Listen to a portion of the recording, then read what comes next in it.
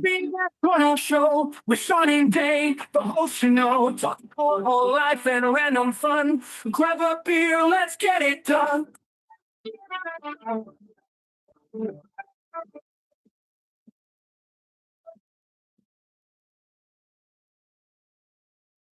Draggin Bags, so let's wild fry. Tune in and join the party. Don't you hide. It's the Big Ass Cornhole podcast time with Sean and Doug. So it's fine. Sean and Doug.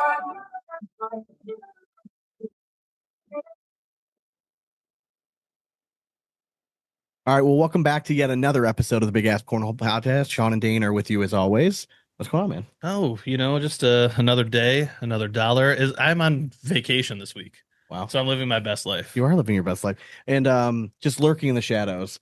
We thought it'd be only appropriate for this week of our nation's birth to bring on just the most American guy we could think of. Absolutely. That's our favorite Canadian, Mr. Corn Dog. What's going on, man? Good day, eh?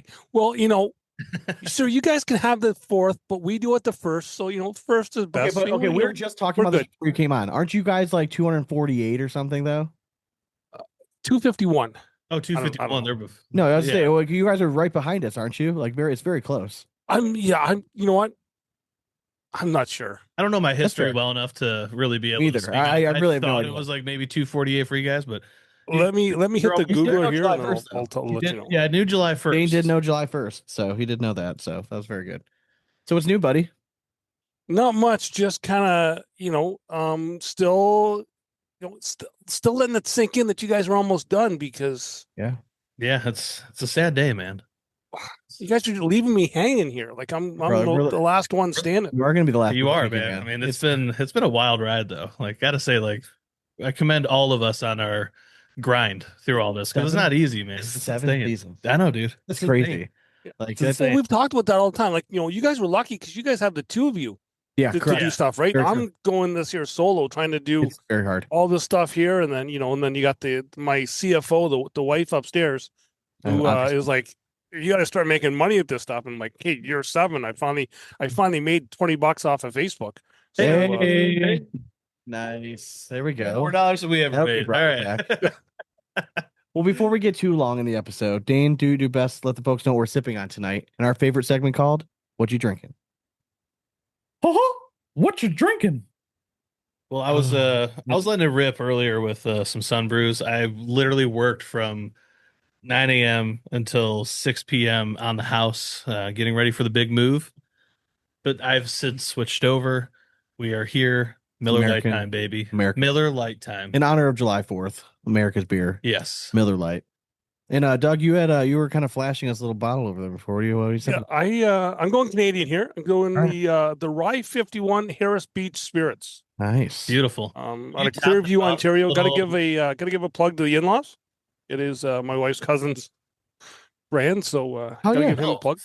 Yeah. Do you like to top it off with a little something? Or? Like maple syrup or anything on top? Put a little Coke in there with that. All right, it's for anyone who maybe could be familiar with this stuff as well. He was formerly with the Wayne Gretzky whiskey, so he came up with that. Oh, now sweet. one on his own. So hey, I might as well. I'll commend that. That's a decent springboarding opportunity, I think, in Canada, right? Anything with Gretzky has got to be big. Especially the only thing is he wasn't a hockey fan, so he had he was just like, this is my boss, Wayne. That's crazy. It was not a real big deal. Yeah, there's There's Canadians that don't like hockey. That's like an American not liking football. Well, you guys would get along with him because he's a rugby guy. Oh no, sure. All Okay. right. So he's that's fine. Yeah, for sure. Or he doesn't. Yeah, either way, we'll still get along with him. But still, I'm not a soccer fan, but if Messi walked by, I would know who Messi was. Oh yeah, I mean, or if Ronaldo walked by. You know what I mean? I think he knew who Gretzky was, but it wasn't. He was just like, my boss. I get it. Yeah, starstruck by it. Yeah, it probably made it way easier then. Oh hell yeah! Like if you don't put somebody up on a pedestal, especially your boss like that, it would be a little tough. So, but yeah. So, did you do anything this past week, Doug? Not much. Just I finally played my first fun cornhole tournament up at my trailer, and I lost in the loser bracket final. All right. Well, listen, that's still a grind. I'm looking forward to every year. Cito has a cancer fundraiser in September. Yep. And like that'll probably be like the next. That was the last time tournament I played. That'll So probably be I'm the next time I looking throw forward back, to so. going to throw in that just to get back into like the fun tournaments and stuff like that. Like We sure we it's can still make that. competitive. That's the week before your birthday trip, correct? Typically, yes. It's I think normally it's the 20th. Yeah. It's normally the 20th. Yeah. Correct. You know, I'm trying to work on it so I'm able to attend that one this year. So Oh, sweet. yeah. Oh, Good. hell yeah. All right, we'll see you there. Yeah. It's I always get them like a couple grills for my work and stuff, like donated. well, and then this year, like so. normally I've always like I've played in it and then I had to go right away. But like Yeah. this year, like I pretty much got the green light from the wife. Cedar was very nice, gave us a nice gift card for our anniversary. So my wife's like, well, you have to go to a fundraiser. I'm like, well, yeah. Yeah, of course. Like, and I want to stay all day. Like I want to do the clam bake. I want to Yeah. do the whole shebang. Oh, You know what I man. mean? Like I want to stay for everything. It is so. it is a fun event. So that shout he out puts to on. Cito. Yeah. Hell yeah, Cito. Well, I He's- figure I have to go since Donnie broke his set in Cleveland. When he was talking to us there at the open there, so Fair enough. figure we kind of have to go. Yep. I mean, he'll rope you in that way. Dane and I, we actually had a little golf battle this weekend against Team BG, we'll call them. So They wanted to claim that. they golfed with we golfed with Anthony Kissel and TJ Petrie. Yeah. Two guys we golfed at, ironically at the same course last year. Yeah. Same one, kind of same situation. I have not gotten out to play like an enjoyable round of like 18 holes, like stress free, all year, like for a while. So this was just a very fun round. I had all the time in the world, and we had really like no idea what we were gonna do when we got there. I thought we were thinking about like, oh, just flip tees and we'll make teams, and Yeah. they wanted the smoke. They want that. Team BG versus Team Asp, and it was a fun match. It was. Yeah. It went back and forth. I think we were up by one. We had a rough front nine, and then we found. Yeah, dude. Yeah, I mean, we the worst part is we had a rough front nine, but we were still leading after 9. Yeah. No, we were even. We were tied up after 9. No, Were we up 1? we were up After 1, 9? and then I drove. Didn't feel that way. On 10, there is a short par 4. It's like probably 275, 280 up the hill. And I probably hit one of the best drives in my life. And I drove it to the greenside bunker. And we ended up bogeying in a scramble for the greenside bunker.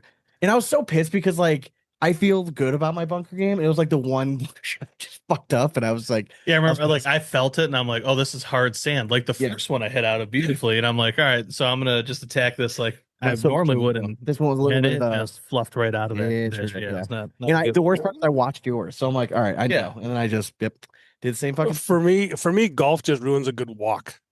Oh man, you see this? You just You haven't know? embraced it enough. You just haven't embraced it enough. That or the only good times I really connect with any balls real good is when I step on the rake. And But, typically hockey players are pretty natural good golfers. Yeah, that 'Cause it's slap a shot slap is shot. It actually really is. This is more of a what golf it swing is. than a baseball swing. Yeah, that's not me. I actually last time I golfed was at your thing before Cleveland on the Thursday night, Oh yeah, Oh, yeah. that's right. right? And thankfully Tanner Halbert decided to pick Augusta Oh, since I hadn't golfed in like 8 years before that.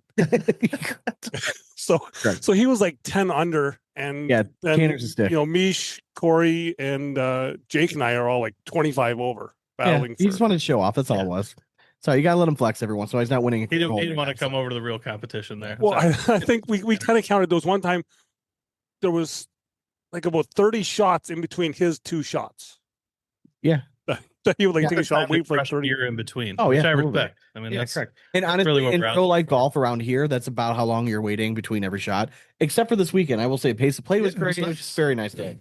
So I will golf. Shout out to Anthony and TJ. I'll golf with them anytime. It's very enjoyable, regardless of the match. I thought the vibes were just awesome, back and forth, and they're just very easy to love golf with yeah. both of them. Like they get it. Like it's just Little Good shit, group. just enough shit talk. exactly. You know what I mean? Like just enough fun shit talk, Like, which is like right up Kissel's my alley. putter was red hot, so Oh, I just God. literally looked him in the eye. I'm like, "You're not making another putt the rest of this round." He didn't. He just looked at me. He's like, "Why would you say that?" I'm like, because Why'd you do that? this is competition. Don't all right? put that hate on me. Putting Ricky that bad Bobby. juju in your head, Yeah, correct. I took my kids to see Toy Story 5. dude. I'm a little jealous. I need to go see that soon. Doug, are you have you seen are you familiar with the Toy Story saga? I think. Well, my son's like 16 now, so I was done a long time ago with those there. So I really haven't seen from about 3 on. I haven't seen yet. Okay, well, Yeah. four wasn't that great, so you haven't really You can missed skip much. over it. This was number 5.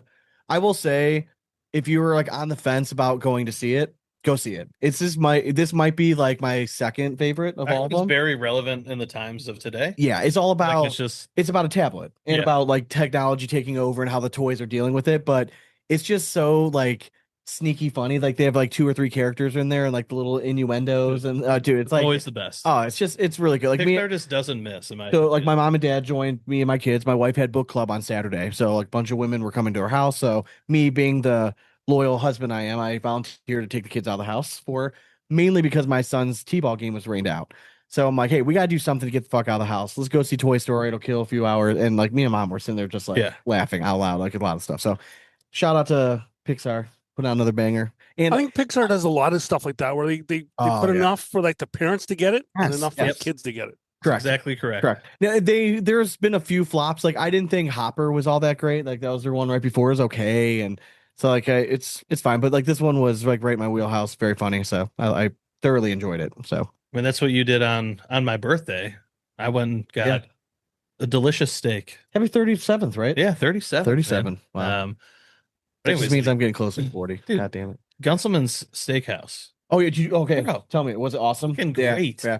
Great. It's not where Valerie and I went by. That wasn't it? I know where Gunselman is because like that's like down the hill a little bit and tucked away to the left. Yeah. Where we went is like literally right by that antique store, like across, like in that like the plaza thing. Oh, I don't even know. There's like it's a very small Italian restaurant, but Oh, okay. Gunselman, we've been there before, like 2-3 years ago. But yes, it's bomb there. Dude, it was so good. Yeah. It's a spot it's a great steakhouse. It's only like 10 tables. So like you go to it, you get that kind of experience. You sit down, they're like, you're here for the night. Yeah. Like literally we ordered, our food didn't come for 40 minutes and I was okay with it because I knew it was going to be bomb and they just kept feeding me drinks. So like they knew how to do it right. And I don't know if like maybe it's just us, but I don't even know if we've told this before on the show. Like our mom grew up in Switzerland, right? Yes. So she has a lot of Swiss customs that she brought back to the States with her after she met my dad. So one of the big things that Swiss are known for are like these elaborate dinners. So like when we would have Sunday night dinners, if we were doing like a Swiss type theme, like fondue or raclette or something like that, I mean, it was like You're sitting around knew a table for for 3 or 4 yeah, hours. like it's- You know what I mean? Like it was not something that I think my wife, her first experience, like was not ready for it. Yeah. Right. She's like, why is everyone like drinking so much? Well, first of all, it breaks down the cheese. You and, have like, to have alcohol yeah, and cheese. and right? sit down. Like we're not going anywhere. Like this is supposed to be a slow burn. Like you Yeah. can just eat forever. And like I love like events like that. Oh, Like where you can sit 100%. down, you don't feel like you're rushed, and like the waiter's like just ready to like replace you. Yeah, at we had the a table. beautiful view of the river going by and everything, like just overlooking it and like sat there. And then once we like food was cleared, they like came over and they're just like, hey, we brought you a cheesecake for your dinner. Didn't have to pay anything just for the birthday Yeah. or whatever, which was delightful. And then they just gave us Amy's dessert on the house, whatever she wanted. That's nice. I was like, yeah, Hell yeah. that's doing it right. It's probably because we had like 2 cocktails apiece, plus like I had 2 more beers on top of that.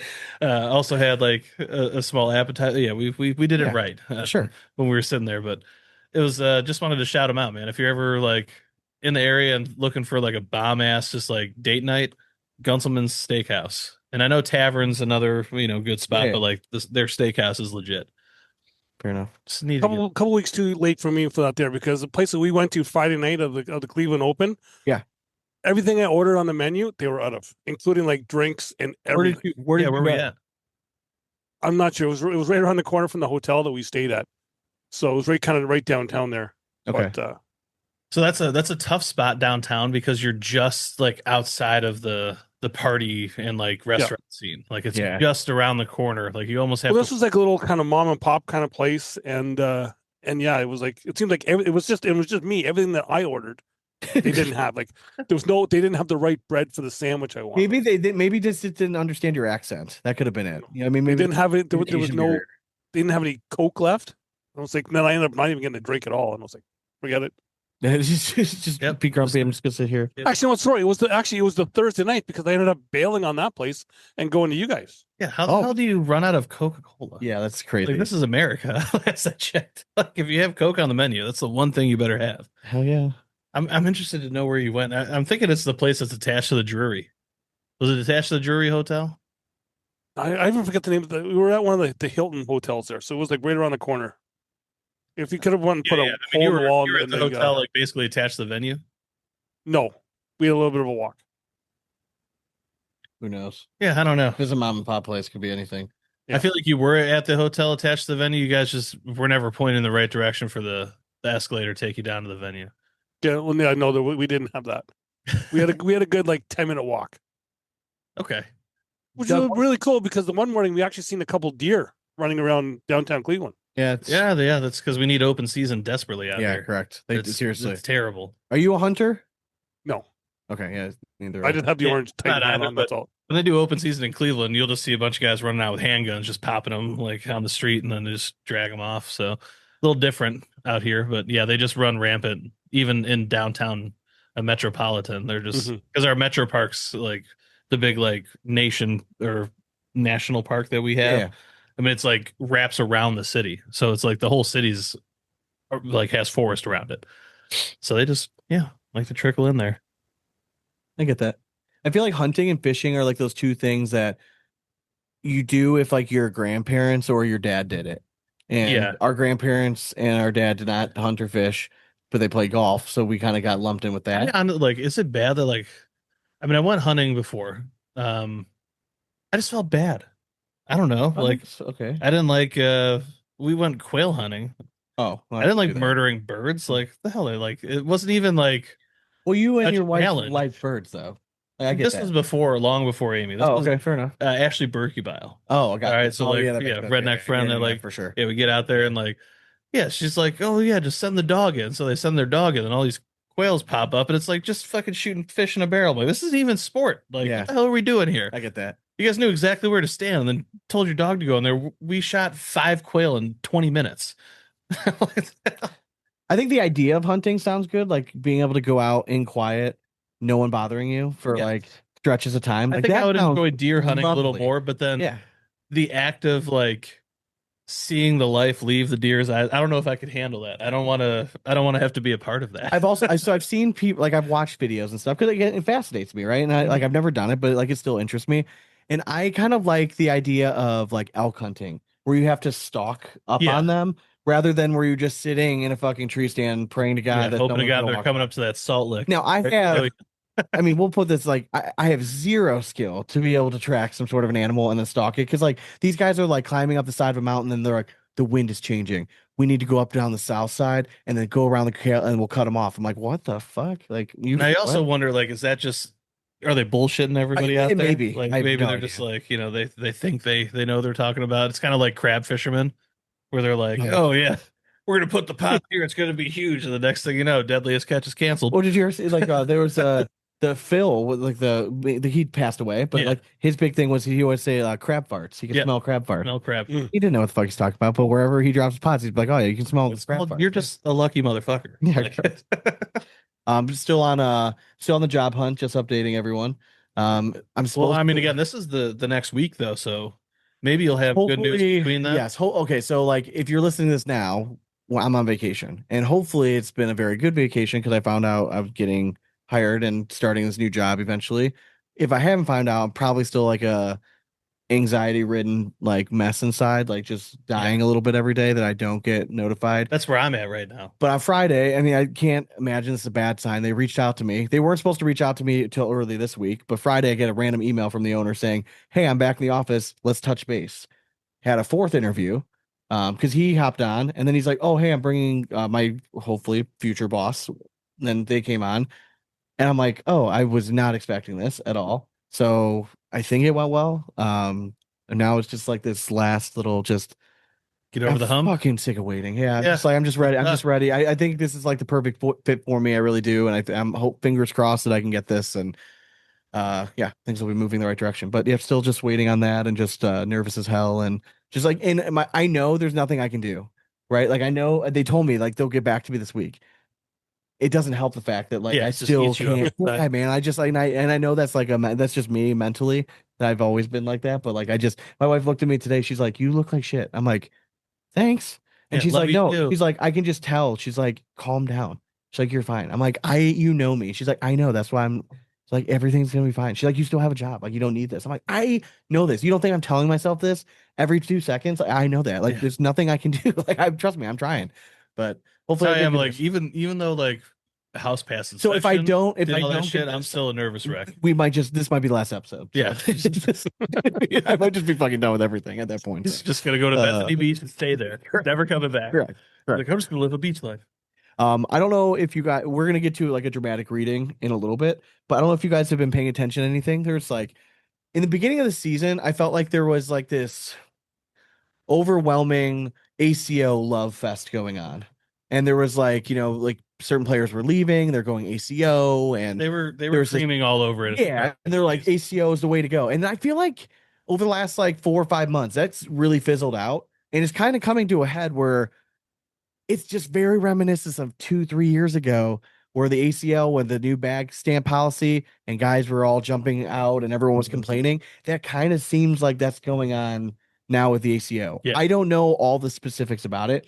I know that several bag makers are not fans of like the new policy, but from what I've talked to some of the bag makers who are leaving, they said that they very much feel like it is a good old boys club, and if you're not in with the cool kids, you're kind of getting pushed out, and then they feel like they're just trying to get it down to like a few bag manufacturers.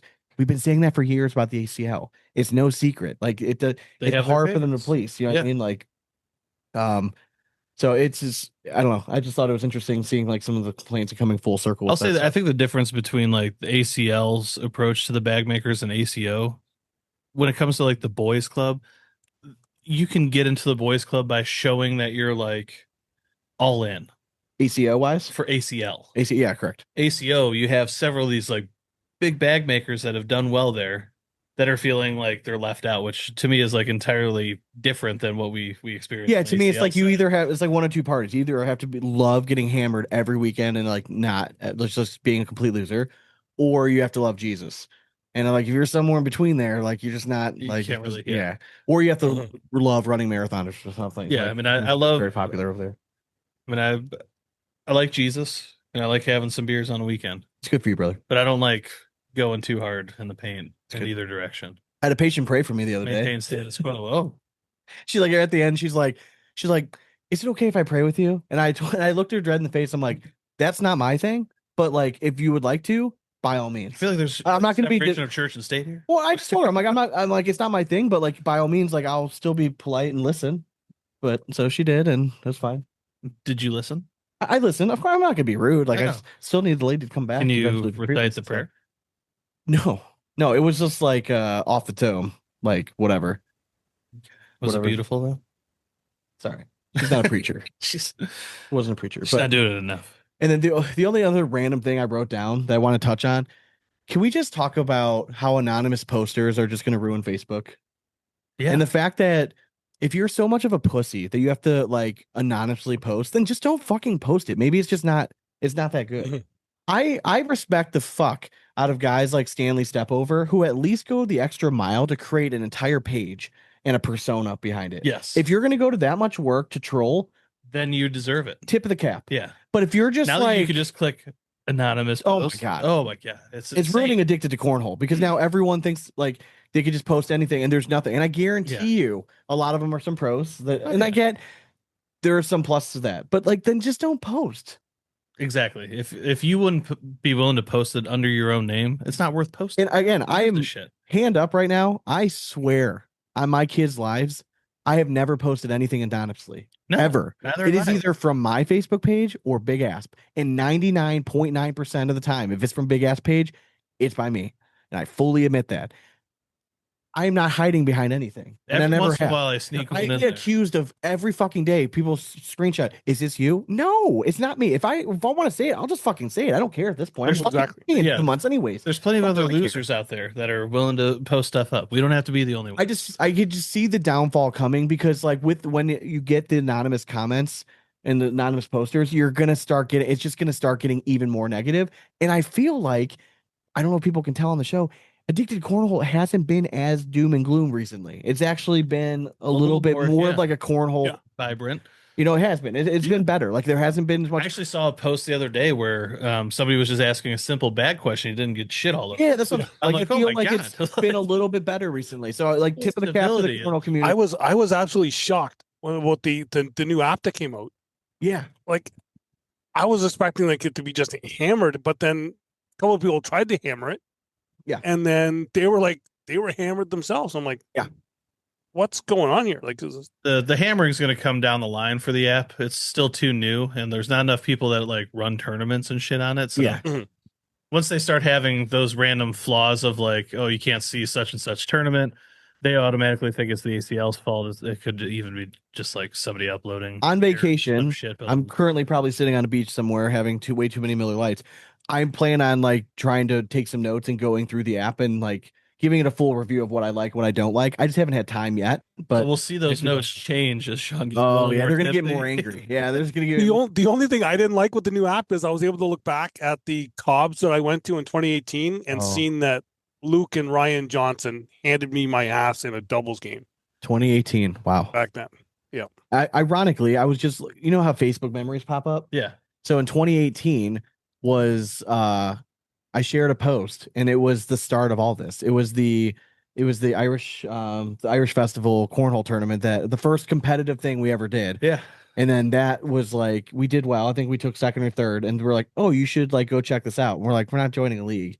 Then we ended up going to that cornhole at the Q like 2 months later, and then before we know it, like we joined a cornhole league, and then we started a podcast 2 years after. Adam Hissner on his knees, and we're like, we got to get involved. Yeah, this guy is cool. This guy wears a hat and he plays from his knees in the same black shorts. Oof. Goddamn. But but just kind of going back a bit to the troll thing, I've noticed that the trolls have really come out the last little bit, because there's been one guy, and if you indulge me, I do have a dramatic reading from someone who posted on one of my things for later on. But there's one guy that he went on like every Canadian cornhole content person, like in the last 2 weeks, and just hammering them with the exact same comment on everything. And I'm like, dude, like, find something else to say. Like, I don't really care. So but thanks. And Donnie kind of put something out as well too. Like, thanks for commenting, because you're just helping me out by giving me the engagement. 100% helps the algorithm. That's fine. I think it's a tough play. It's definitely a hard thing to deal with, like with all those people with the shitty comments sometimes. But I think that I almost kind of get a little fun out of it. Yeah. And I like being one of my biggest thing is that if you're in the community, you can make fun of us. You can, and by us, I mean, you can make fun of the community. You can poke fun at Sif. If you're an outsider and you come in and you think that you're just going to be like, someone the other day posted on, I think it was the Schermerhorn one. It's like, all he said out of nowhere, left fucking field, this guy posted, cornhole's not a sport, it's a child's game. Yeah. Okay. That's my dramatic reading is, what's the guy's name? You realize that this is a children's game, not a sport at all, correct? They What's are this throwing guy's name? bean bags in a fucking hole. Come on now.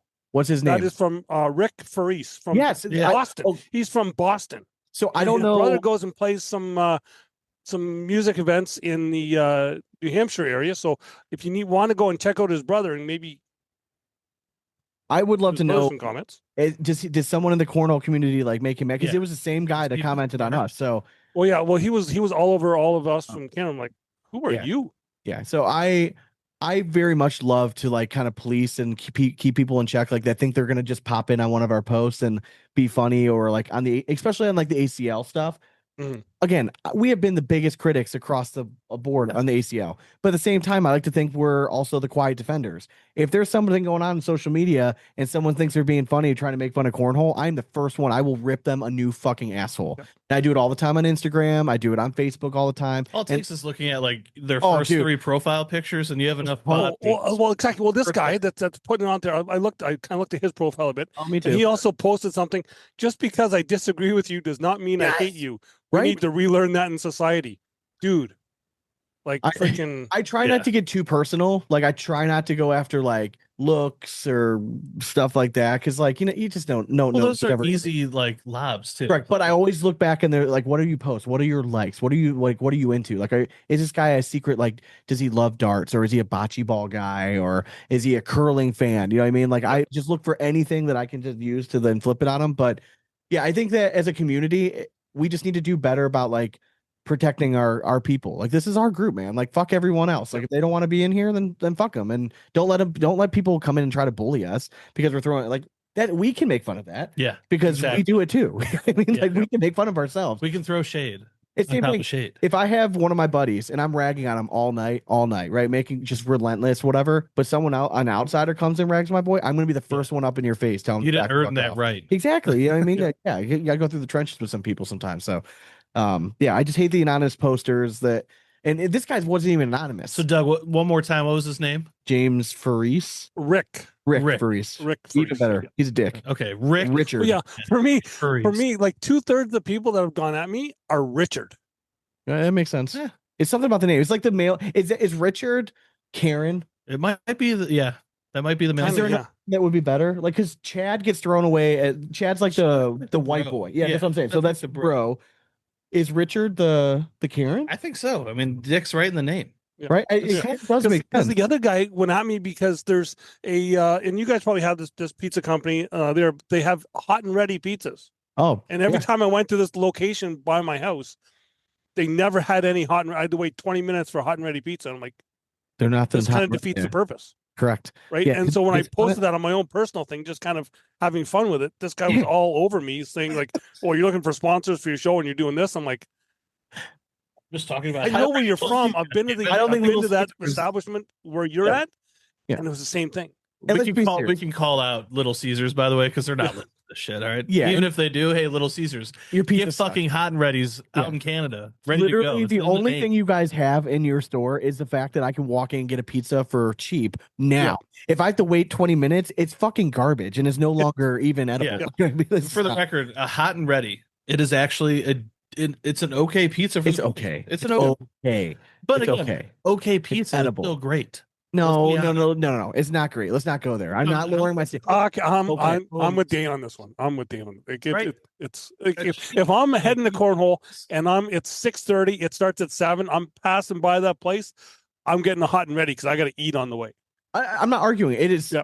It's a convenience, right?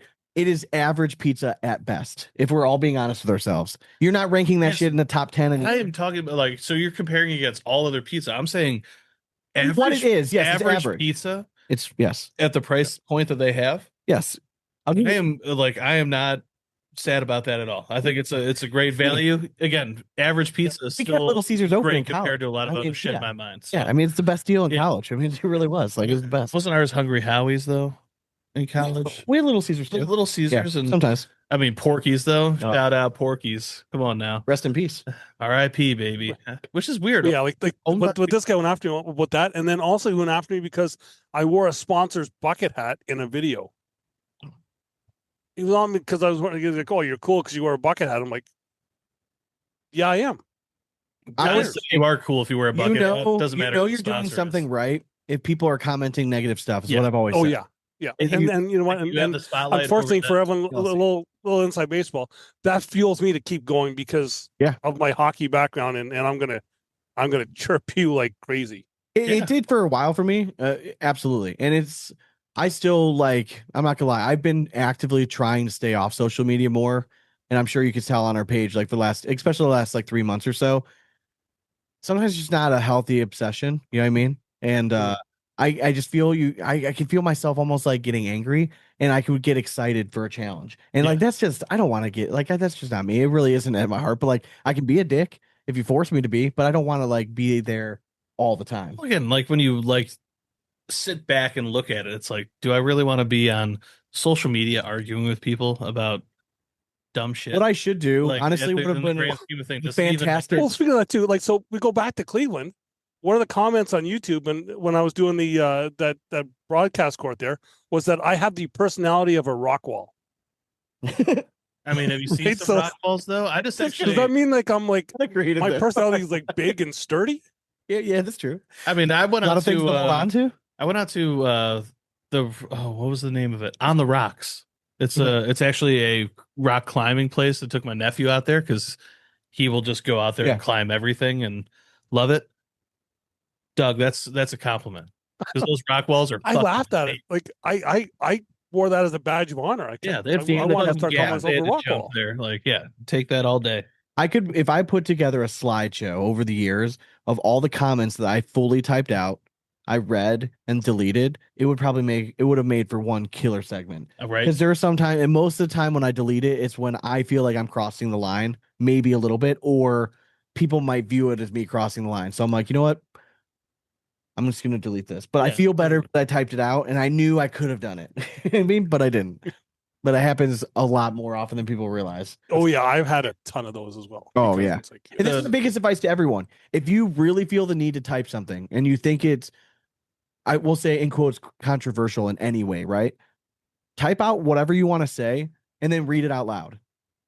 Give it a minute. Just let it sink in, and then really think about it. And then 99% of the time, you're probably just going to delete it. Think about what everyone else around you is going to think about your comment, not Correct. what you think in that moment. You got to see it from the outside perspective. Well, and you're going to get a lot of these people like, I don't give a fuck what anyone thinks. Well, because you're a fucking retard. So Yeah. just, I mean, well, that's the thing is, and that's because the one guy that made that comment that I read off was like, you know what? It's one thing for us to throw an F-bomb or whatever when we're here because we're just shooting the shit. We're just having fun.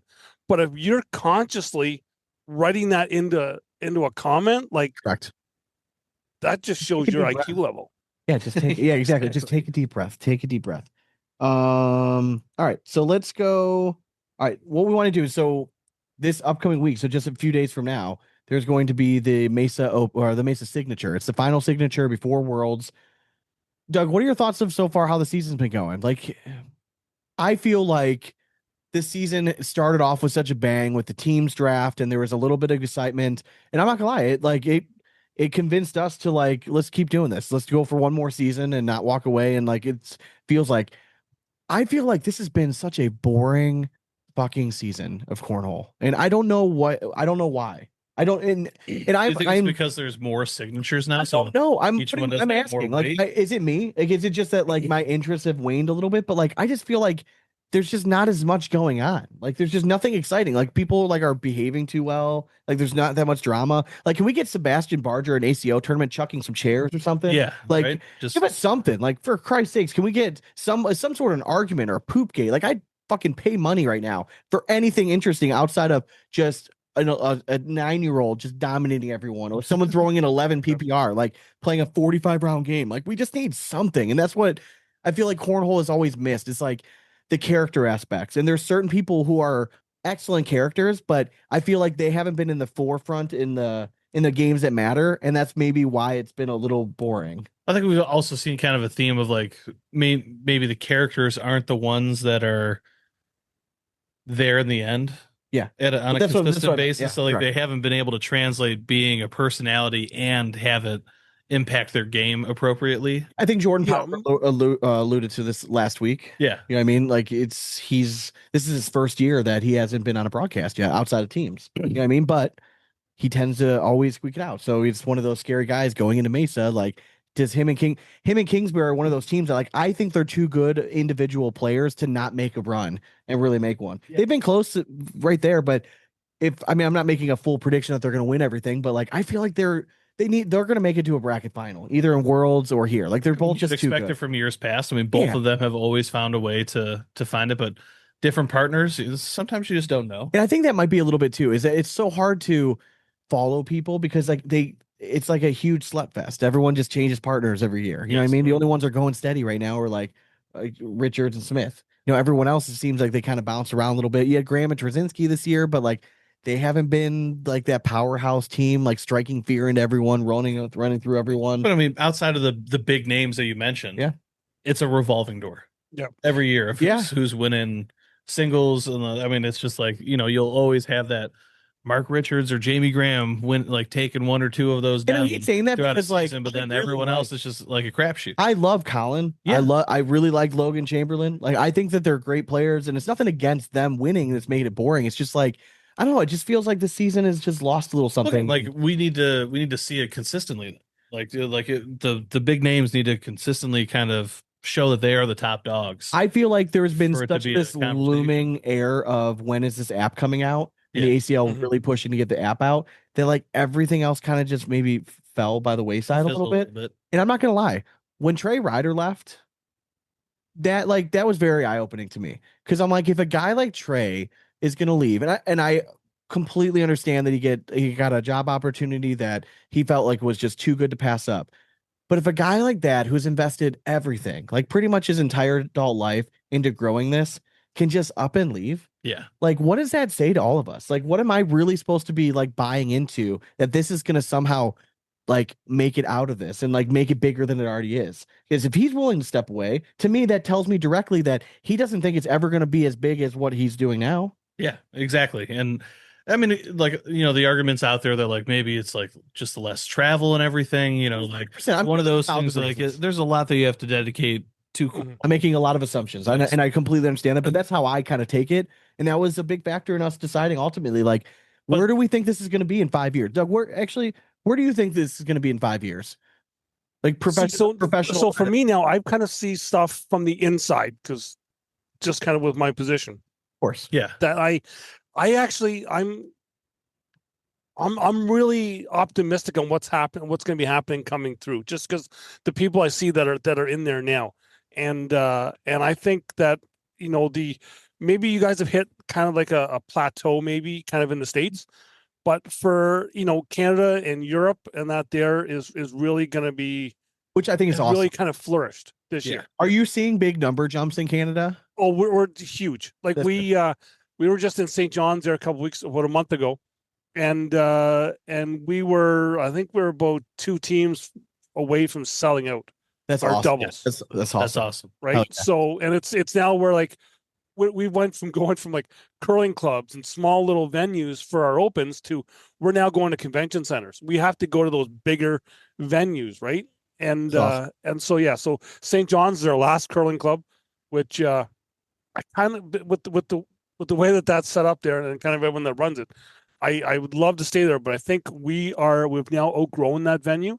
And, and you say about like the play down the States, that our 4 opens up here so far have been just absolutely insane for our play with our players. So, people in the States will have heard of Simone Dallaire. Well, he hasn't been running away with everything this year. I think he's still maybe number 1, but he hasn't really been running away. Like we got a young kid, Mason Stewart, 16-year-old kid, finished off this past weekend, provincial, I guess 2 weekends ago now. But finished off everybody provincial. listening. That's like a equivalent of like a state correct tournament that we have here. Just still an American show, Doug. Yeah. God damn it. Yeah, I didn't forget that. Our provincial, which is like a state, he went and he won in doubles and he won in singles, which to give him a perfect season, right? That's our first perfect season, I believe. Oh no shit! Harbaugh's the only one who's done it. No, it wasn't Jimmy Humans. Was it Humans? I think Humans was the first one to do it. Yeah, I'm pretty sure Humans. Yeah. I think he did. Almost positive Humans was the first one to ever do it. Yeah. So this is our first one here in Canada, and it's it's been, everyone's kind of all pumped up for it, and we've just had like the game up here in Canada has just progressed so much, and we kind of blame Logan Chamberlain for bringing the where we rollback were up like here. 5 years. It seems like cornhole in Canada is where we were at 5 years ago. The numbers are starting to boom. It's still very exciting. You're seeing clubs pop up all over the place. Turnouts are going great. Do you see is the bag market still like is it crazy up there? I think people just buying like 1 or maybe 2 sets. I think the bag market still kind of is going up here, but unfortunately, the political culture right now is kind of weighing that off a bit because it is a little more expensive to get bags up here from the States. Yeah. Right. Yeah. So that's kind of a little bit of a cutoff on there, but yeah, we're still like, we're still seeing a lot of like Swag, WTF, Titans up here, and they're sponsoring players now up here, which is something we didn't have before, but they're now getting that up here, right? Step. So we're really kind of really taking off, and I'm really excited for the WCO thing coming up in Croatia in September. We've got probably, I want to say, our best team going that we've had so far. Are you going? I will not be going. No. Oh damn, that'd be a fun trip. Oh yeah. It's just no one wants to pay for me to go yet. No, yeah, but, yeah. What the fuck? AC. Okay, so WCO is that technically it's not an ACL thing, right? It's technically a USA corner, like in that realm. It's kind of like an arm, I believe. Yeah, if you could kind of say, just kind of like an arm's reach kind of thing. But for Canada here, we've got Simone Dallaire's going, Will T2, Dion Kuza, Mason Stewart, the young kid. Another young 16-year-old tour, Maddie Shea, she's going, and then Lana Smith, she had some health issues, and she was kind of on a little bit of a decline, and I kind of talked to her about that. She got them all fixed up, and now she just lost to Hisner in the Open Singles Tier 1 in St. John's in the final. Okay. And then she just she's been just lights out in the last couple events. So It's awesome. yeah, I think we've probably got, if we've ever had a good chance of really coming close to beating the Americans, I think it'll be this year.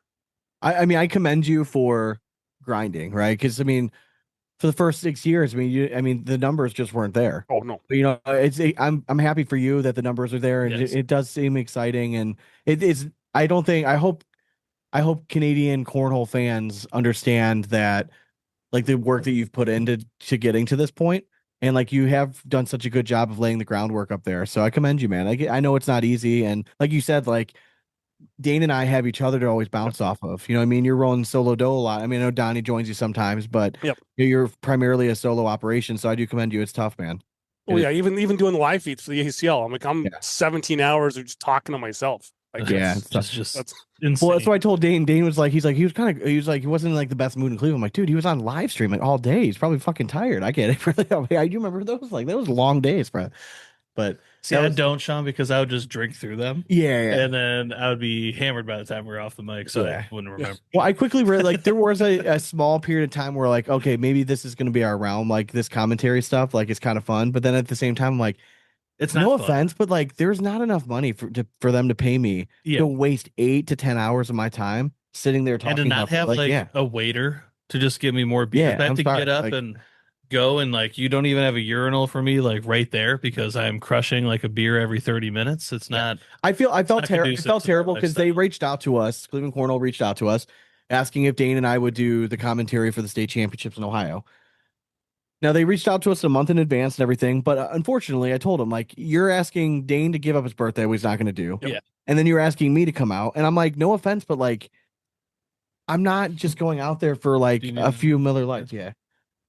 Speaking of so, Yeah. wait, I went there now. yeah, No, exactly. Like so this year for me, it was, I've kind of had the same thing. Like we had our provincial, like our state kind of thing a couple weeks ago there, and everyone's like, "Why weren't you there? Why weren't you there?" And I was like, "It's not that I don't want to be there, but it's also, my time being there, Yeah. right? And how much is my time worth to be there? Because, for going to Edmonton here in this past spring in March, I was away for my kid's 16th birthday. Right. So I wasn't there for that there. And I've missed birthdays. And the first two opens in St. John's, like I said, that was my gift to my wife for our anniversary, was that I wasn't around her because those two Fair. opens were on my anniversary. Right. Fair. So, you kind of you have to give up stuff to go away for doing all this year stuff. So it's hard. So when Trust me, if we could go to every signature, we would go to every signature. Yeah. You know what I mean? We would go there and get content and stuff, but like, Life It's- gets in the way. it's expensive. Yeah. And at least when people are going to play, you have the opportunity to win money while you're playing. We're not doing that. You know what I mean? Like, and it's just cost prohibitive. You know, unfortunately, especially with today's like situation and stuff, and Yeah. people aren't selling bags and sponsorships aren't jumping at the ship and anymore. And again, like, it's very difficult going into, if next season would be year 8, trying to come up with unique cornhole stuff to talk about when the best players in the world every year are like 15, 16, 17 years old. Like, it's just getting tough. So let's transition. So it's a child's game. We going back to No, it's not a child's You know, game. I was there play better. They still beat the shit out of grown men. So, going into the Mesa Open, teams to kind of look for. You want to pull the standings? Yeah. Got them right here, Sean. Well, thanks, man.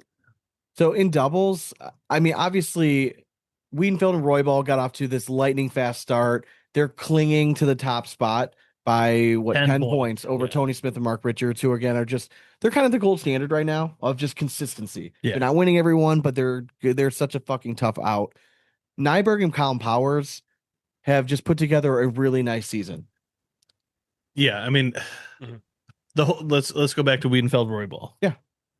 Do you think Roybal wants it too bad at this one, or like do you think Oh. he'll be able to like channel that. I mean, this is his hometown, like No, I think he should. shtick. Like, Yeah, I think he's gonna thrive off of having. he's a support. gamer. Yeah, I think he's absolutely. gonna. Yeah. I think we're gonna see He's the gonna best feel at home. Roy Ball. Yeah, we've seen yet. Which, I mean, if you get Wiedenfeld as a B plus version of Wiedenfeld, but an A plus Roy Ball, dude. I mean, that's a tough duo if they're both cooking. I mean, and you can argue that Wiedenfeld could probably. He could win Breakout Player of the Year. He really could. Yeah. I mean, he's having He's like that kind of been under year. the radar. Like A little we bit. always Like, thought he was he's going a to get name, out but there, he's but never like performed up to the standard. And this is his first year of like really like a showing minor what he could do. flash in the pan with Ryan Smith as a partner for a couple of years, and then I mean, it's just kind of might just be. We just keep seeing him in an extra small shirt.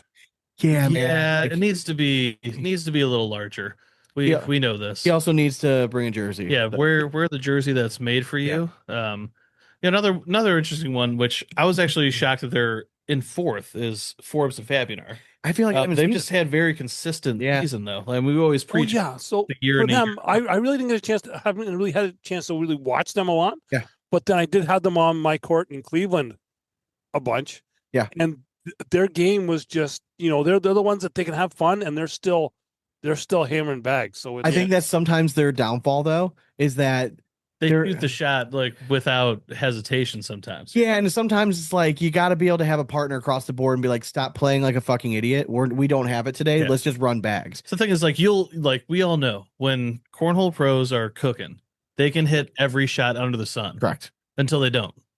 And I think that's kind of their downfall is like they hit that shot earlier in the day, they're cooking, then all of a sudden they're like, oh yeah, I can hit this like in this moment. It's like sometimes you just gotta take a beat and just kind of think about the game like as it goes through. But again, it's not like if they're sitting fourth. Yeah, exactly. Like, they're doing fine still. I always like to use you said, you haven't seen them. Correct. I like to use the measuring stick of if I told you, let's fast forward, we're in a crystal ball right now and we're seeing it.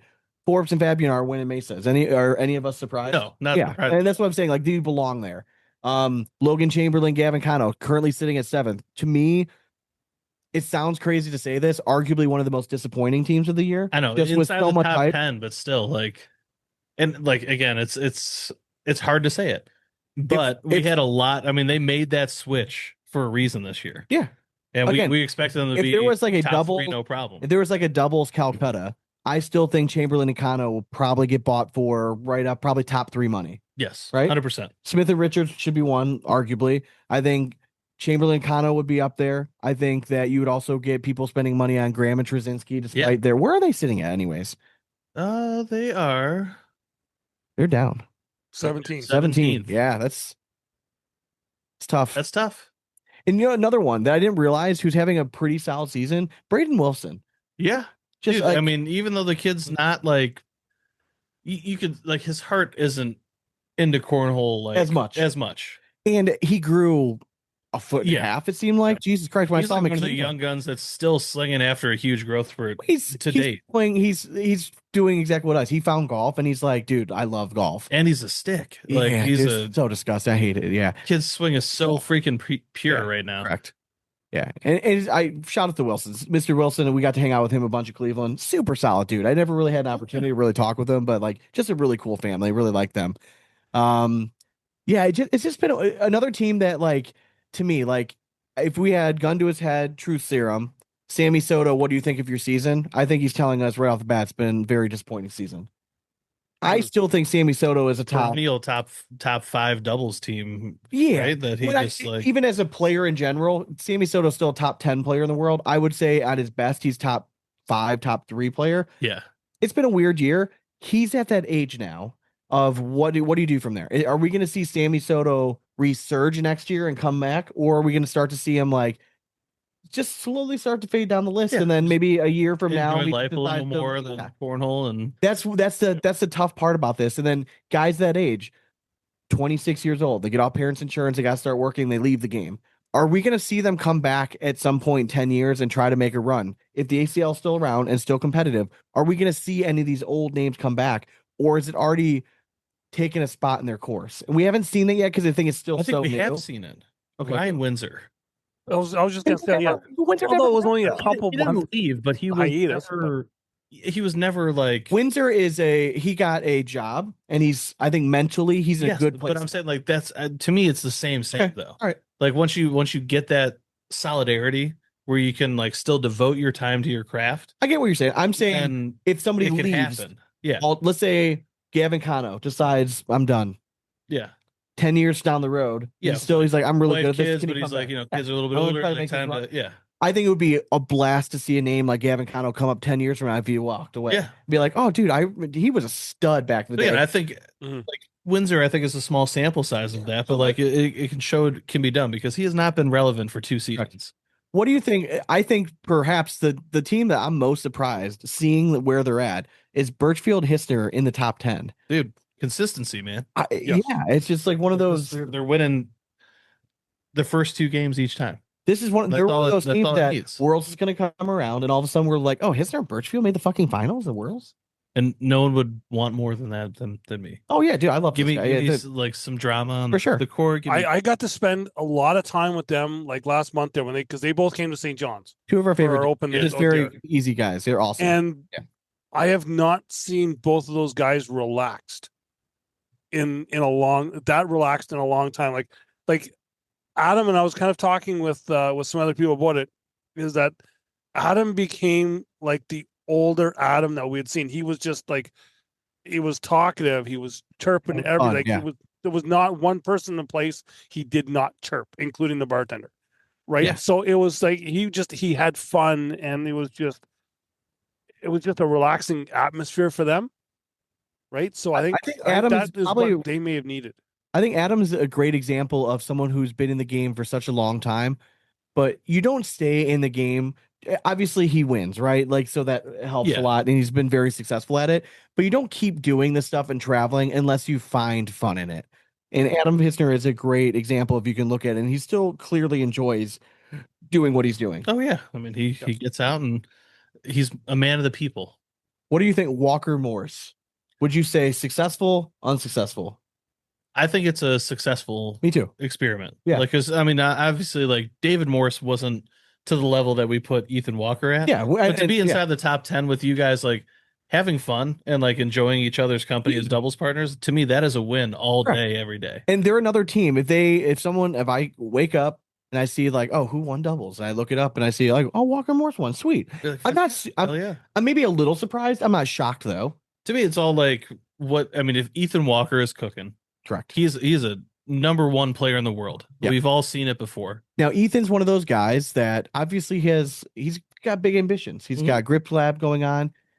Is that one of those reasons to me, like maybe why the performance is, I don't want to say dipped, right? He's still a phenomenal player. Just maybe hasn't been up to the standards that he was hoping for. I think that we see that. He's just got other stuff going on. And name's out there, so you put a little extra pressure on yourself, to try to be that guy. But like, all the only wisdom I can instill in Ethan is like, just relax, dude. For sure. Like you're so good. Yeah. Like when you're in full flow, you are a disgusting.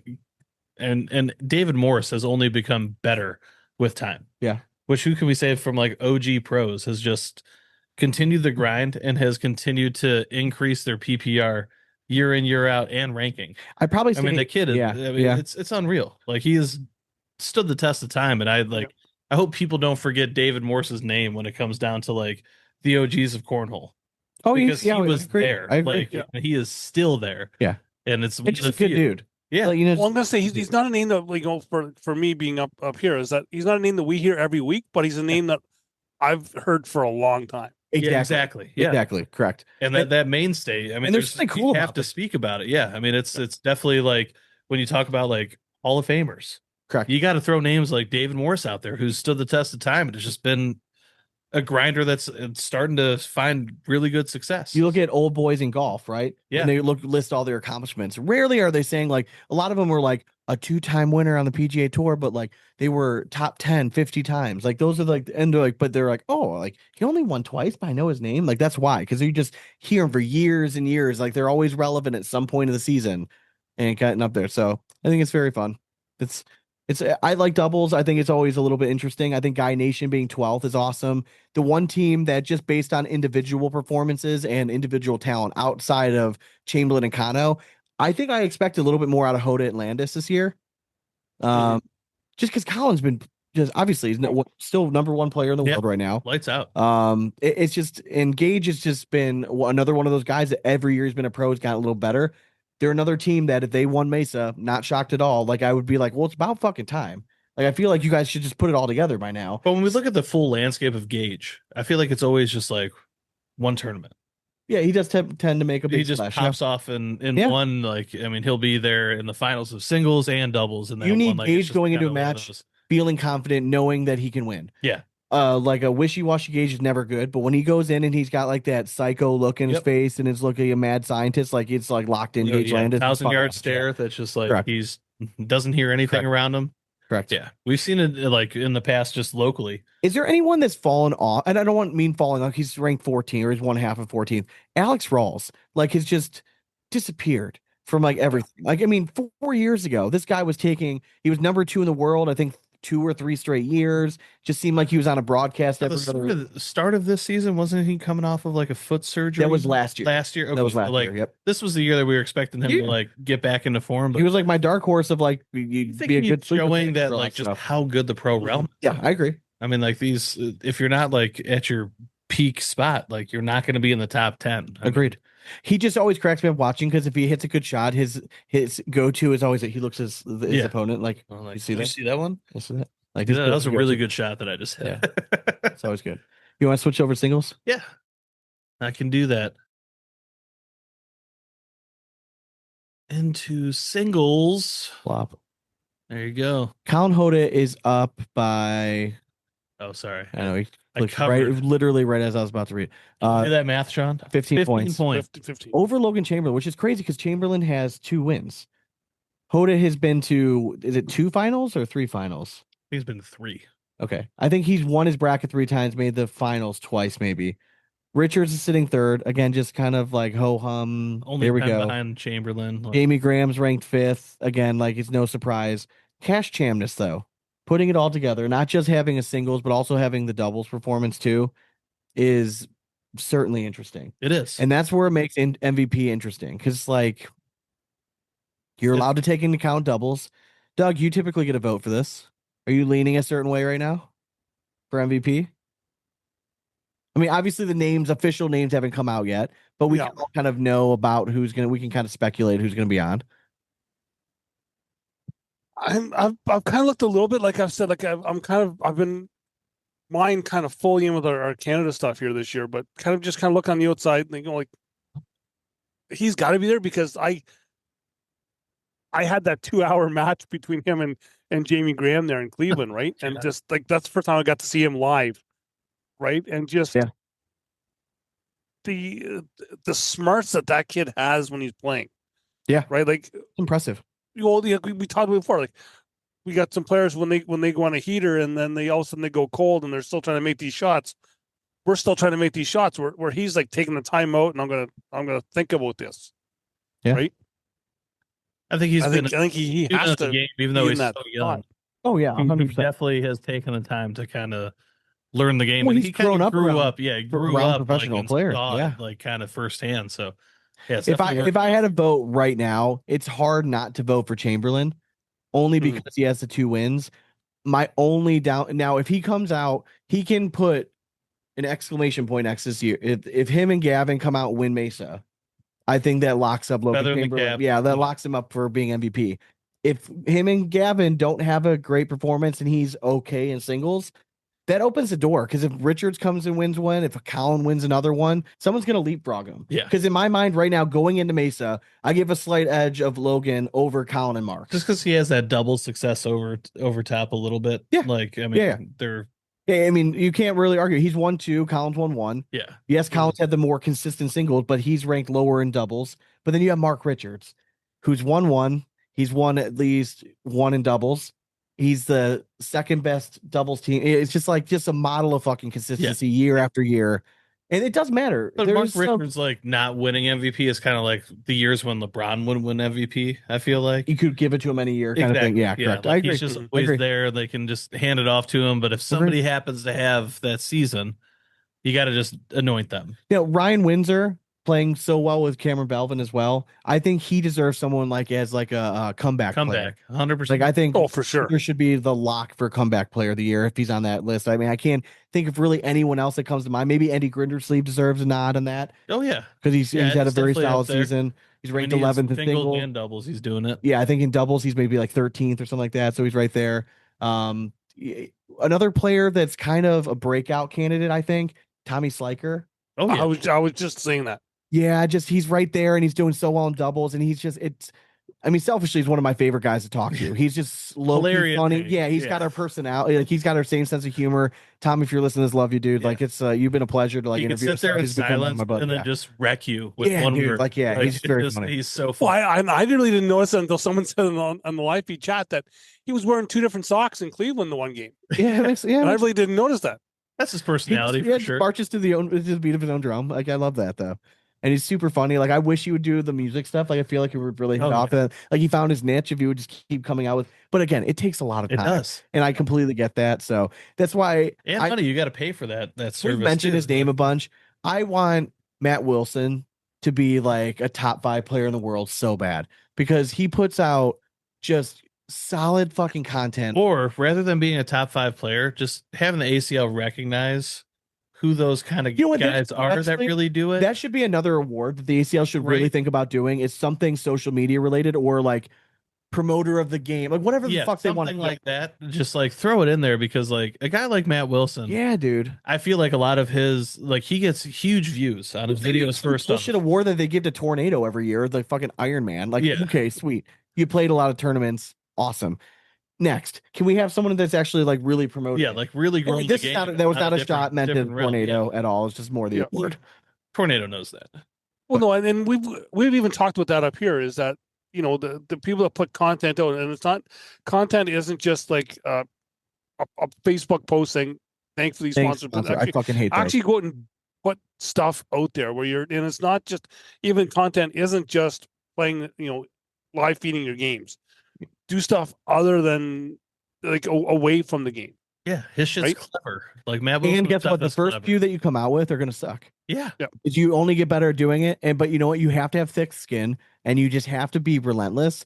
And I don't think enough people understand when they get into this realm how strong the algorithm is. And I implore you, if you are thinking about start like, you know what, I think I can do this, I can start post, do it. But I'm saying do your research.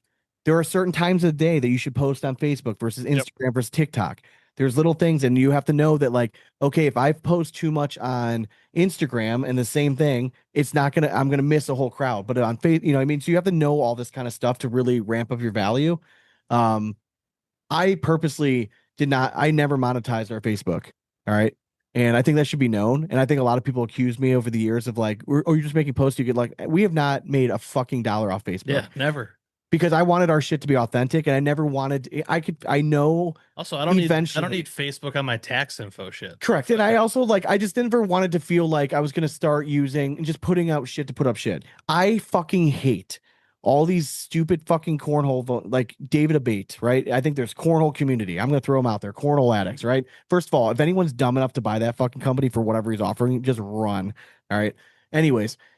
Every fucking day on this thing, he posts a new AI something, like a new fucking blatant post, and it's just for interaction. You know what I mean? It's just for clicks and stuff. Like that's the kind of stuff I don't want, like that unauthentic type of content. Now, was it to a detriment of us? Yeah.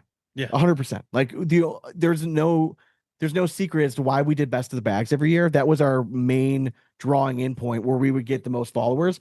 And I was not about to go chasing after followers the rest of my time there. It's just that I wanted authentic people. I didn't want 100,000 followers, but only 5,000 are actually ever really paying attention. It's fake. Yeah. Like that's all you see all this fluffy bullshit on TikTok and Instagram. Yeah, you have 130 followers. And it's part of playing the game, and I get that, but to me, that's why I didn't want to monetize it. Like I wanted our content to be meaningful when we post something, not just fluff for the sake of fluff. And that's why I feel like everyone wants to be an Instagram influencer. Yeah, it's super frustrating now that we're getting we love golf. Every fucking Joe Blow on the corner now is trying to become a golf influencer. I can't tell you how many posts I saw where my wife said, if I get 10,000 followers, I can do this for a living. Shut the fuck up and go work at Pizza Hut. You're not gonna do it. Just stop. It's ridiculous. Like, you don't know how this works. Yeah.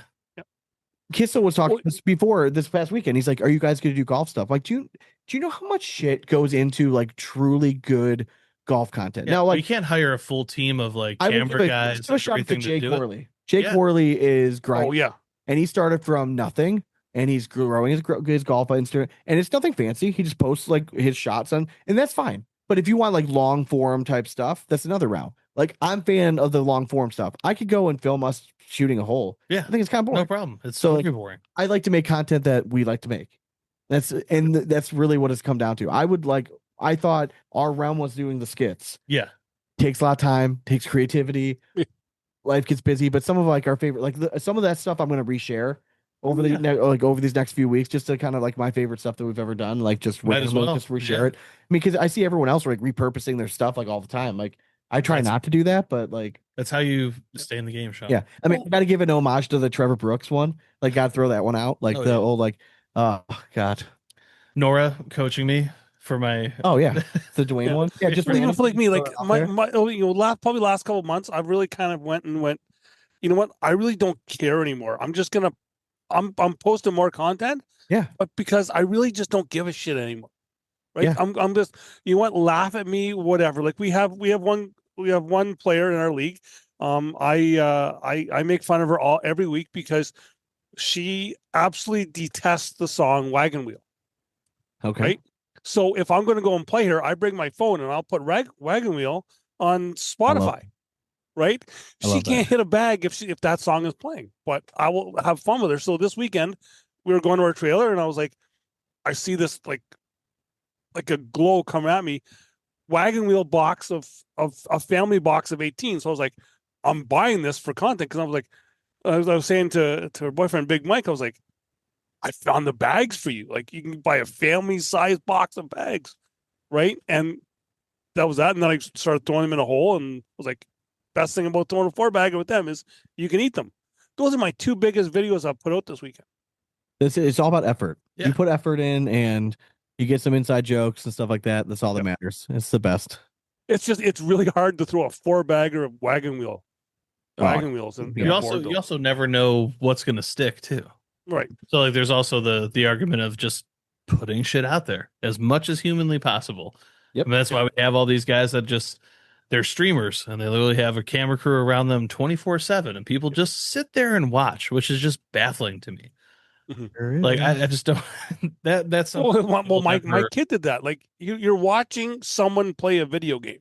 Yeah, like again, I like even more so like the Kai Cenat and all that. Like I just don't get it. Like people sit there and watch them just like walking through the streets of New York. Although for everyone though, please sit and watch other people play cornhole when I'm doing a live feed. Yes, but like a live, there's actually an athletic activity going on there. But I'm talking about like somebody just randomly walking through the street. Like, yeah, go watch something actually somewhat entertaining. So like one of my favorite YouTube channels is Bob Does Sports, and they're very big on like Twitch and all that kind of stuff.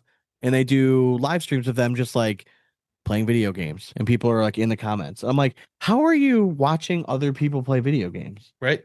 It doesn't do it for me. It's not like you're really seeing their screen. Like you're just watching them watching the screen, playing video games. I'm like, that's entertaining to people. But I mean, it's just a new generation thing. I think it's just a new form of entertainment. Now, 5 years from now, that's probably gonna be gone. And then what's the next big thing? And that's the thing. He's got to always be ready and be able to adapt. It's gonna be AI. I mean, all human interaction is just gonna be dead. Mm-hmm. All right, apparently we have 2 dramatic readings. Oh, I'll do one, and then Doug's got one. All right, so, I've already said mine. Oh, you already said yours. Yeah, that was from that Rick guy. I'm gonna actually give the old soundbite. Let's do it.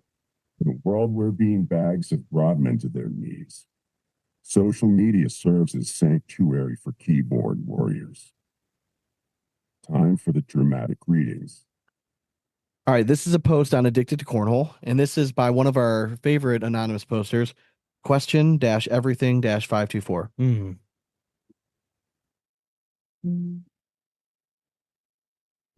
All right. Just an honest question. Why do people block in rounders? I feel like it's making casual players not want to play anymore. Look, I get you're good, but rounders is for PPR. You can easily tell who is doing it intentionally versus someone who can't find the hole. It's the same thing with people sandbagging every week just to secure a good partner. Some will say, just get better. but I actually don't mind blocking during a real game. When it comes when we're literally just getting seated for partners, come on now. What are your all thoughts on this? I guess I knew know the day would come, man. I knew the day would come that people start complaining about blocking. All right, like this part of the fucking game. Like I don't give a shit if it's rounders, whatever the hell you're doing. You're trying to win that match. I just don't understand. Like, oh well, I can't shoot my PPR as high if there's a blocker. Get better. First of all, we're Like- seeing pro players shoot in the 11s now. Yes, And those are dirty bag players. exactly. I would say blocking is way more common at the, we'll say, non-pro level than it is at the pro level. Yeah, Because we lack skill to hit all those shots. You tend to see a few bags being piled up in the front of the bag. we're to see a better through. better player against me. I'm gonna try to block him and see if I can get him to fuck up or something. Like I don't know. Like what else am I supposed to do? Yeah. They're really good. Now, I guess if you're in a league or something and you know, like it's like a switch holio and it's all based on PPR and you're just trying to race, like it's okay. Like maybe they're not a high PPR guy and the only way they can win is like playing like a grinded out game. Like that's fine. I have no problem with What fun is just chucking all 4 bags in the hole if you're that good? Like it's I don't know. Like that just loses the whole point of cornhole to me. Doug, It's I like wanted to why is ask it I a was going to say, speaking as a guy with a 4.38 PPR, Ooh. I'm going to block all day, Oh yeah. right? I Because I can't do anything else. Did they get past Suede in Canada? Kind of a little bit, yeah. well, just they use reverse away though. Well, What so yeah, on the weekend then when I was at that tournament, I had to play with a set of slide rights that were purchased in 2017. Oh, love it. Were those They were absolute butter? rocks. Oh, still? really? What? Oh yeah, they were not broken in whatsoever. Okay. Oh man. Doug, what are your thoughts on round limited in the pro game kind of moving that direction going forward? Round limited for me, I don't mind it, especially when I'm doing commentary You're a because I'm not sitting there commentator, for 82 rounds. Yeah. But I think that brings a whole new kind of thought process to the game. Yeah, you better get off to a good start. Well, exactly. Yeah, you've got to do something, right? You can't we've be just also said wash. You got to try and It's not make something 10 rounds. happen. It's not- different. It's supposed to be, I think, around 25. Yeah, is being what like I've heard. 21 to 25 rounds. Like Yeah. that's you It's don't have to typical start game off for at a most great foot. people. Yes, you don't have to start off on a great foot. I think it's more like when it comes down to the nitty gritty, that's when you're going to see kind of those more do or die moments, especially in like closer matches and stuff. Not just sliding 4 bags in and hoping somebody misses. Yeah, I think you're if you gonna- get down to like there's 3 rounds left, you're down by 8, you gotta start making something happen. You gotta start blocking, so maybe it will draw out some of like the better shots. But yeah. at the same time, if I'm up by 8, there's 3 rounds left. I know, just don't give up 3. You know what I mean? Just I can give up 2 here, and I'm But like, still gonna win. what percentage do you guys think like in the pro realm would actually reach that full 21 rounds? I think honestly, That's- I think games are going to go even faster in round limited because I think people might take chances earlier. Yeah, that's You what know I'm what I mean? thinking Like, too. I think it's going to be like, oh shit, we're in round 15. I got to shoot this airmail rather than just like laying back and only giving up 2. Like I got to try to get points here. I think that's going to become a more common theme. Yeah. So up here we only do round limited in our pro teams, Okay, right? Which I Same- believe is same right now. It's the same way. Yeah. So, and I think right now we've only had one time where we almost went to an extra round, Okay. right? Everything else is done way before that, Fair enough. right? Because it's and a lot of people are liking it because there is more excitement in it. There's more going on, right? There can be. My problem is with the pros when it was limited to like 12 rounds, there just wasn't enough time. So if you gave up 5 points that first round, these guys are so good, they're just going to run bags. You know what I mean? Or airmail. Yeah, and you kind of saw a consistent thing of guys would throw down like blocks in hopes that it would be, dead center, messing it up in like round 2. To me, that's not what the pro cornhole we're seeing anymore. It's more like everyone's kind of feeling each other out to start. So like when you limit it down to like 10 Agreed. rounds, I feel like people are pressing too much. And that's when you get those shit games that are over in like 5-6 rounds just because. Well, yeah, and remember too, we round limited came in because of TV. Yeah, Like let's be honest here, right? Because we don't want to have those 30, 40 round games because TV has a hard end, right? Yeah, But- 100%. I've not completely full circle, but now being a week removed from learning this information, I've had a time to sit back and process it. I'm like, if it's 25 rounds, like what I'm hearing, that I think that's probably a pretty good sweet spot, because I think that the ACL probably looked at it and they're like, all right, I'm assuming that's probably like the 50% mark, right? Where more than half the games were probably done before 25, but you had like maybe 40% of the games going longer than that. Well, then maybe those 40% of the games, like they were really close. Yeah. Anyways, at round 25, I mean, that's where I'd be interested. Like, how many of those games that went longer than 25 rounds were actually close there, or how many of them were somebody was sitting at 19 and then somebody had to battle all the way back in those next 20 rounds? You just have to change your strategy now. Now, kind of like watching World Cup though, like round of 32. Once you hit that 25th round and it's like the golden point wins, that's the moment everyone wants to watch. Correct. Because those next four bags are going to correct. be electric. I mean, even if it goes multiple rounds, but like those are the bags that everyone wants to sit there and watch. It's kind of my argument. Like, why has cornhole ever been a live sport? You turn on watching it. Yeah, you turn on darts, you turn on any of this shit. All of it is in post when it's on like national syndication. So ESPN slots should be filled with edited stuff in post to make cornhole look even sexier than people just sliding 50 fucking bags in a row. And then the true fans can watch it live in the moment.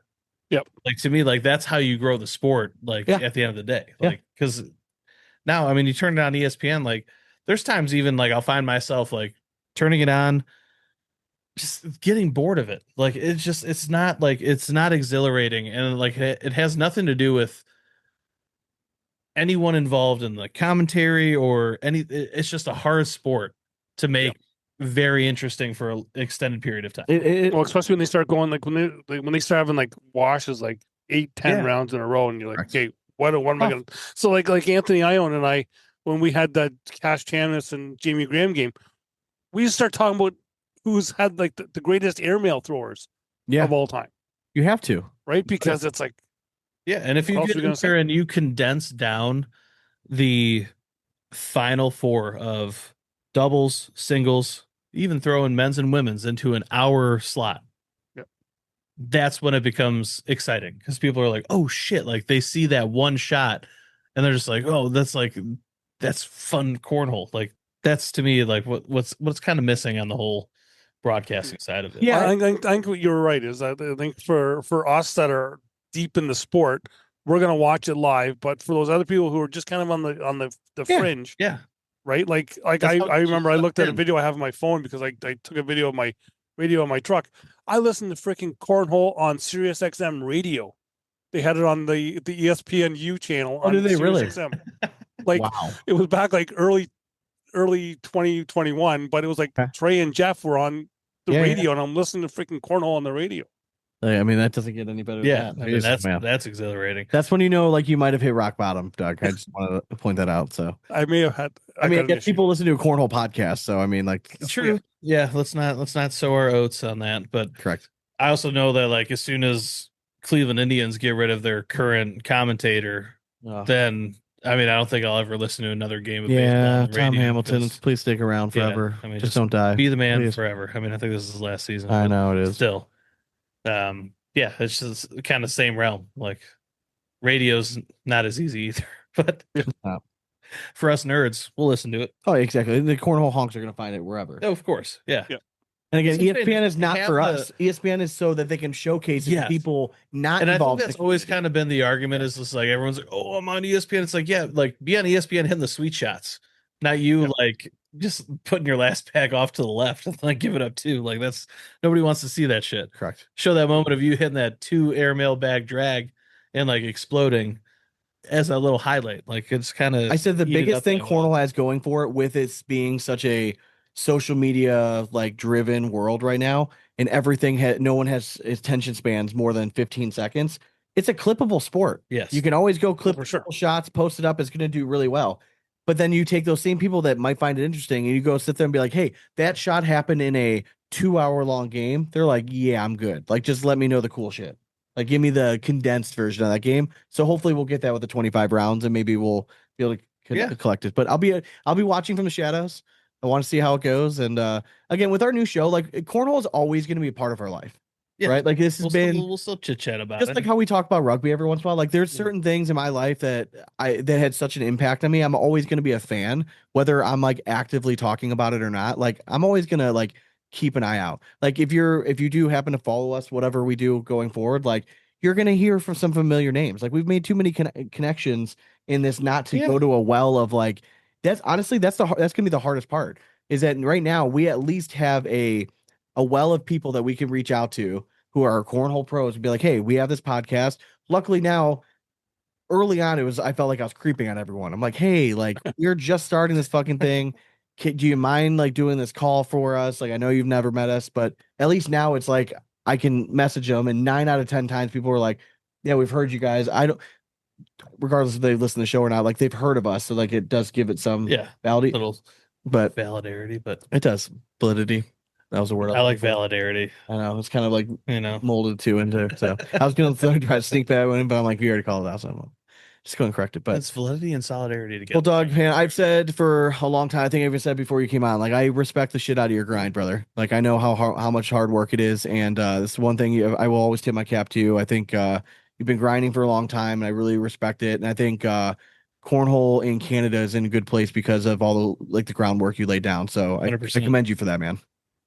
Well, and come right back at you guys, because you guys have been there with me through the good times and the bad times. Like I've said, I've often called myself the cornhole cockroach because like no one can get rid of me, but it's been like that, and it's been fun. It's been I loved having you guys around because it's always been our stick between the ones who've kind of did the podcast stuff is we're gonna shit on each other, but that's just all for show.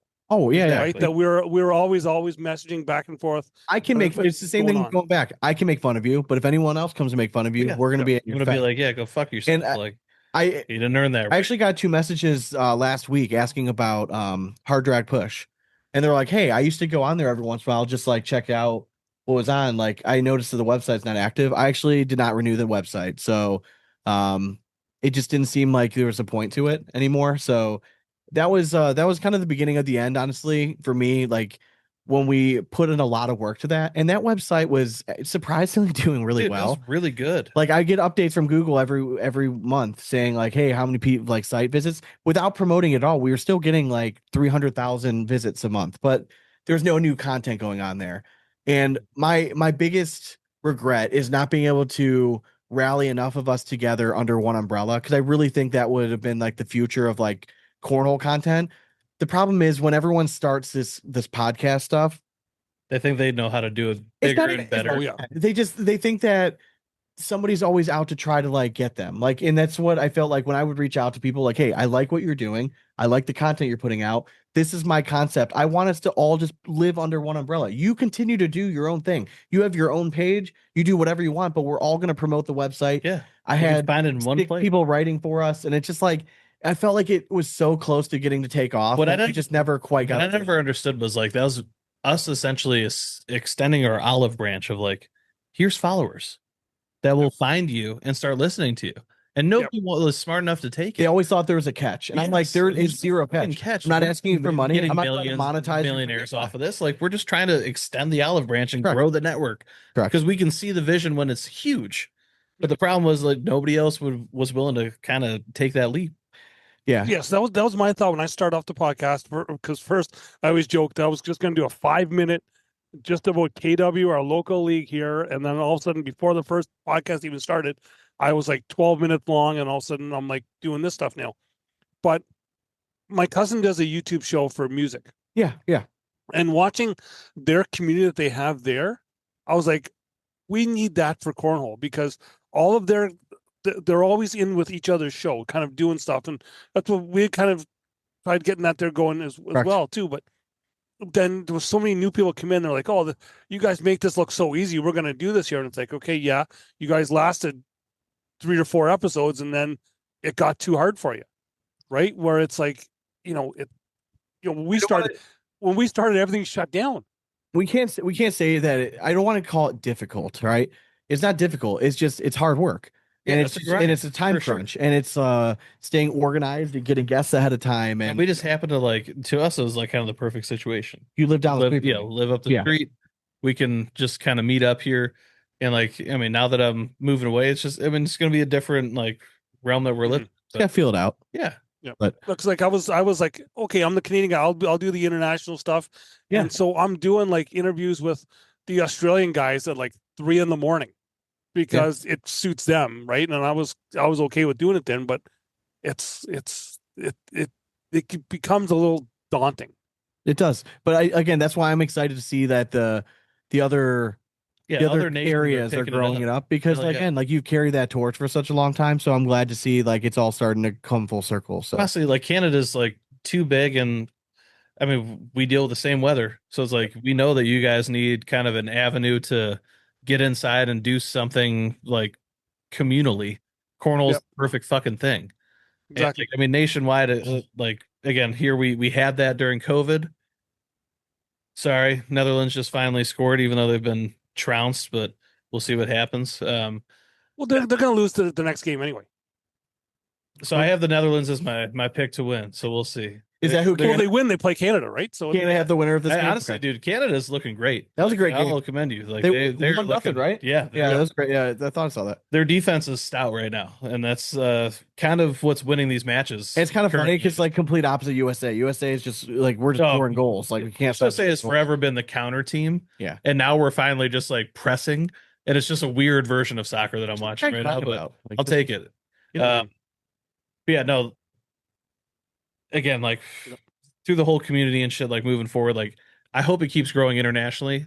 Unfortunately, I think right now in the States, I think we are at like not necessarily a peak. We're at just kind of a plateau that we're going to see for the next probably 5 years in the professional realm. Yeah, it needs to become sexy again for the average Joe to feel like he could become a pro. Yeah, I laugh at myself now because I've now been getting like radio stations messaging me wanting me to come on to talk about cornhole and like newspaper stuff, and it's like that's how it starts. okay, so I'm like That's 7 years in, and I'm finally getting That's like how it all should this be. other recognition. But again, that's what I'm happy to see. Like that's what it should be, though. You know what I mean? Like you've earned that right, and I'm very happy to hear that, man. For sure. All right, let's wrap this up. Let's do it. Wait, I mean, this is awesome. Yeah, and this is what we do. Long form, Sean. Do that, rap horn. Let's actually bring that up a little bit. Oh.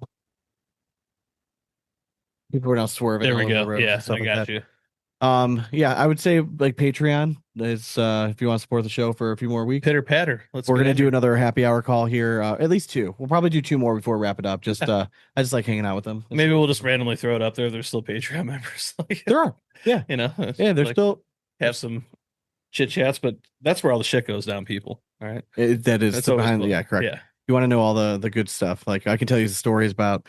Like yeah, Some stories. See, We I have can't- some- I have Sean, don't say them on the podcast. I have some stories. I am so tempted, man. I am so like yeah. It just the last few weeks are gonna be pretty fun because like we're just gonna start letting it go. And it's no secret. There have been we've been sponsored by a lot of people over the years. Yes. And I've been one of my goals for this show, and Dana and I've talked about this many times, not burning bridges, right?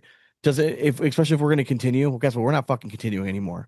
So there's some laundry I want to air out over the years of us getting fucked that I think people should know.